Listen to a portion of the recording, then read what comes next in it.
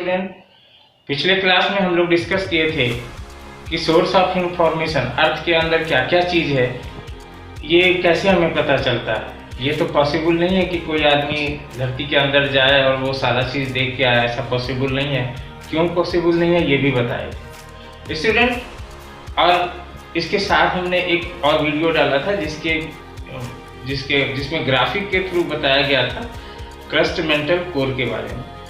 अगर आपने वो वीडियो नहीं देखा है तो एक बार फिर से देख लीजिएगा, क्योंकि उसको समझना बहुत ज़रूरी है क्रस्ट मेंटल और कोर के बारे में कि किसका मोटाई है, उसका क्या विशेषता है, क्यों वो मेंटल का क्या यूज है। इस तरह से वो सारा चीज़ उसमें जानकारी दिया हुआ था, तो आप उसको ज़रूर देखेंगे।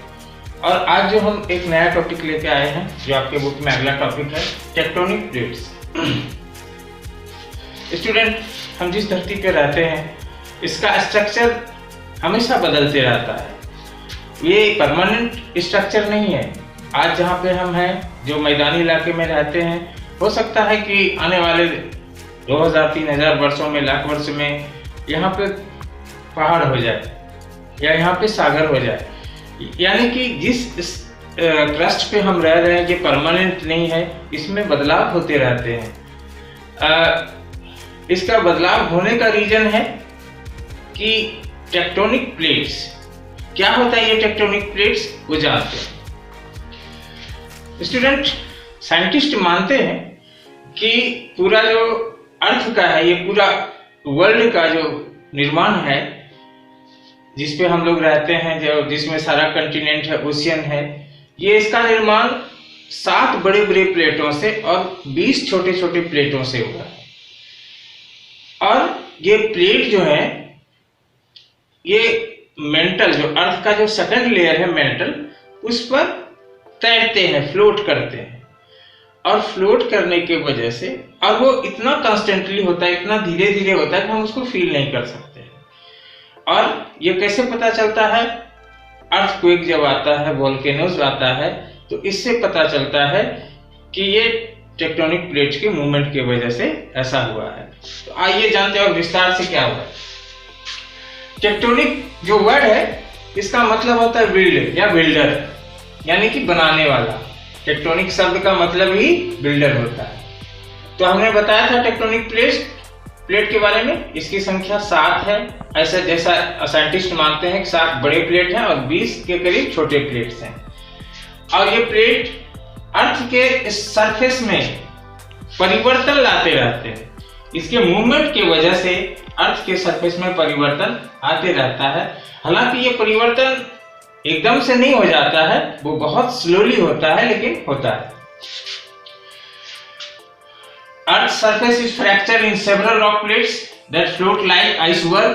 ये मेंटल पर आइसबर्ग की तरह, आप ऐसा कोई ग्लेशियर के बारे में सुने होंगे जहाँ पे कि बड़े बड़े हिमखंड, बर्फ तैरते रहता है। टाइटैनिक मूवी में भी देखे होंगे, एक जो टाइटैनिक जहाज था वो आइसबर्ग से टकराया था। एक बहुत बड़ा आइलैंड टाइप का बर्फ जो है जमा हुआ था समुद्र के अंदर। उसी तरह से मेंटल पर हमारे जो कंटिनेंटल प्लेट्स या ओशियनिक प्लेट्स हैं, ये तैरते हैं, ये मूव करते हैं स्लाइटली।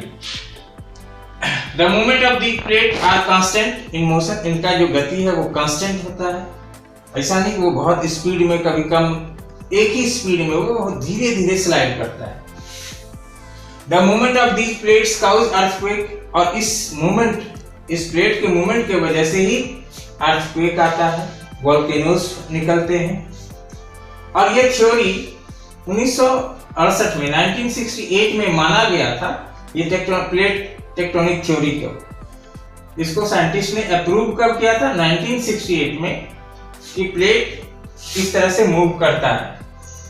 और इसमें यह बताया गया था, इस थ्योरी में बताया गया था कि पहले एक ही कंटिनेंट था वर्ल्ड में, इस तरह से एक ही कंटिनेंट था। अभी 7 कंटिनेंट है ना, एक ही कंटिनेंट था जिसको कि पेंजिया कहा जाता था।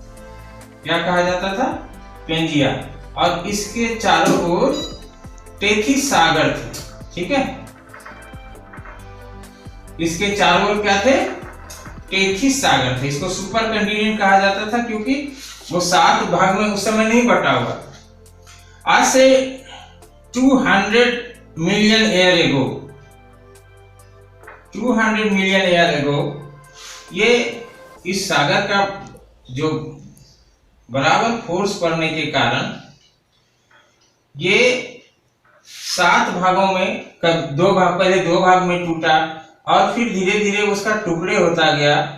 और ये इस फोर्स के कारण, इस समुद्र के फोर्स के कारण, जिस तरह से आज हम वर्ल्ड का मैप देखते हैं वो अलग अलग लोकेशन पर पहुंच गया।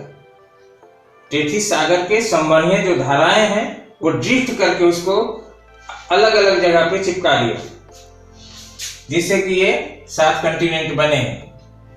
Super continent Pangaea broke up 200 million year ago and continents drifted to their present location. अभी जो प्रेजेंट लोकेशन जिस कंटिनेंट का जहां है वो टेथिस सागर के धाराओं ने इसको ड्रिफ्ट करके वहां ले गया, पहुंचा दिया है। Where 2 plates meet, जब 2 प्लेट, जो 2 बड़े प्लेट एक जगह मिलते हैं तो उसको कहते हैं कन्वर्जेंट बाउंड्री। उसको कहते हैं बाउंड्री, प्लेट बाउंड्री। क्या कहते हैं? Plate boundary. स्टूडेंट, आप अपने बुक में देखोगे कि ये जो कंटिनेंट है ना, ये कौन कौन से प्लेट से बने हैं और कहाँ कहाँ है ये बुक में ये पिक्चर दिखाया गया है। आप इसको देखना और उसको बुक को देखकर जो कंटिनेंट का पोजीशन है, कैसे कैसे है, कहाँ है, वो समझ में आ जाएगा। ठीक है। ये जो प्लेट होते हैं ना, टेक्टोनिक प्लेट्स, इसके 3 तरह के मूवमेंट होते हैं। कन्वर्जेंट बाउंड्रीज, डाइवर्जेंट बाउंड्रीज और ट्रांसफॉर्म बाउंड्रीज। देखते हैं कि क्या क्या होता है कन्वर्जेंट बाउंड्री में। कन्वर्जेंट बाउंड्री क्या होता है? When 2 plates are varying densities, जैसे कि 2 प्लेट होते हैं, जैसे कि ओशियन वाला जो प्लेट होता है उसका डेंसिटी ज्यादा होता है, कंटिनेंट वाला जो प्लेट होता है उसका डेंसिटी कम होता है।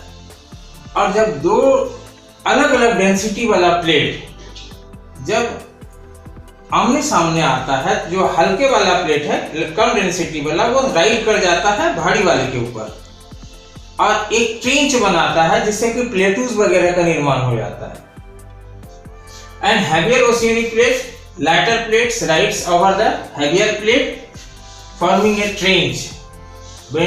और कभी कभी क्या होता है कि when 2 plates of the same density, जब कभी कभी क्या होता है कि सेम डेंसिटी, यानी कि दोनों कंटिनेंटल प्लेट्स ही जब आमने सामने से ऐसे लड़ जाता है तो बीच में जो कुछ भी सेडिमेंट्स है उसको वो खड़ा कर देता है। ऐसे दोनों तरफ से आया प्रेशर से और बीच में जो भी सेडिमेंट्स है उसको ऐसे ऊपर उठा दिया तो पर्वत का निर्माण हो जाता है। माउंटेन का, आपका जो हिमालय है उसका निर्माण भी इसी मूवमेंट की वजह से हुआ है। इसको फोल्ड माउंटेन, वो जो गैप है, गैप में जो कुछ था उसके वजह से वो खड़ा हो गया, उठ गया, तो वो फोल्ड माउंटेन बन गया। ये बुक में दिया गया है। इस तरह के मूवमेंट को देखोगे किस तरह से वो प्लेट टकराता है और किस तरह से वो ऊपर पर्वत को बनाता है। नेक्स्ट है डाइवर्जेंट बाउंड्रीज। डाइवर्जेंट बाउंड्री में क्या होता है कि प्लेट्स में 3 तरह की गति। पहला गति होता है कि भारी वाला के ऊपर हल्के वाला चढ़ जाता है, इस तरह से स्लाइड कर जाता है एक दूसरे के ऊपर। दूसरा होता है डाइवर्जेंट में, इसमें होता है प्लेट एक दूसरे से दूर जाने लगता है और बीच में जो गैप होता है उससे घाटी का निर्माण हो जाता है, वैली का। पहला वाला में पहाड़ बनता है, दूसरा वाला मूवमेंट में घाटी बनता है और तीसरा वाला जो है उसमें ना तो वो टकराता है ना ही स्लाइड करता है, वो साथ साथ ही पुश करते हुए बढ़ते जाता है। दोनों एक साथ ही चलने लगता है। तो उसमें कुछ बनता नहीं है, कुछ उसमें उसके द्वारा कुछ निर्माण नहीं होता है। तो निर्माण करने वाला ये अर्थ सरफेस में 2 ही चीज है निर्माण जो करता है, सरफेस में जो चेंज लाता है वो 2 ये है मूवमेंट, कन्वर्जेंट और डाइवर्जेंट। तो डाइवर्जेंट में क्या हुआ, when 2 plates move apart from each other, एक दूसरे से दूर जब जाता है तो बीच में जो गैप हो गया वो जगह दब जाता है और वहां पे घाटी का निर्माण हो जाता है। और ट्रांसफॉर्म बाउंड्री क्या हुआ, some plates do not converge and diverge, ना तो वो टकराता है ना दूर जाता है। These are also called conservative boundaries. They slip past each other with creating new crust और destroying old crust। नए क्रस्ट का निर्माण करती है, पुराना वाला को खत्म करता है। तो इसका एग्जांपल अमेरिका में है, एक जगह पे वहां पे इस तरह का क्रैक बना हुआ है, जिससे कि पता चलता है कि इस तरह के बाउंड्री से ये बना हुआ है। न्यू क्रस्ट बनाता है, पुराने वाले को रिप्लेस करता है। ये तो ट्रांसफॉर्म बाउंड्रीज हो गया। तो इस तरह से ये जो तीन मोमेंट हैं प्लेट्स के, इसके वजह से अर्थ का जो सरफेस है इसमें लगातार बदलाव आते रहता है। अर्थ सरफेस में जो बदलाव होते हैं उसके दो कारण होते हैं, एक होता है इंडोजेनिक फोर्स, एक होता है एक्सोजेनिक फोर्स। तो ये जितना चीज हमने पढ़ा ये इंडोजेनिक फोर्स में आता है, यानी कि धरती के अंदर ये सब गतिविधि होती है जिसकी वजह से अर्थ सरफेस में चेंज आता है। और दूसरा है एक्सोजेनिक फोर्स, जैसे धरती के ऊपर, जैसे नदी के द्वारा, हवा के द्वारा, नदी के द्वारा मिट्टी को बहा के एक जगह से दूसरी जगह ले जाया जाता है, तो वो एक नया स्ट्रक्चर बना देता है। कहीं हवा जो है धूल वगैरह को उड़ा के कहीं दूसरी जगह जमा करता है, तो एक नया स्ट्रक्चर बनाता है। तो इस तरह का एक्सोजेनिक फोर्स होता है। एक्सोजेनिक फोर्स इंडोजेनिक फोर्स की वजह से अर्थ सरफेस में वो नया निर्माण होता है, और ये दोनों फैक्टर रिस्पॉन्सिबल होते हैं अर्थ सरफेस को चेंज करने में। ठीक है स्टूडेंट, अब जो है हमारा जो नेक्स्ट टॉपिक होगा वो पढ़ेंगे हम रॉक्स एंड मिनरल्स के बारे में। ठीक है, तब तक आप इसको देखिए, समझिए, बुक साथ में रखिएगा और जहां दिक्कत हो पूछिएगा। ठीक है, तब तक के लिए बाय एंड थैंक यू।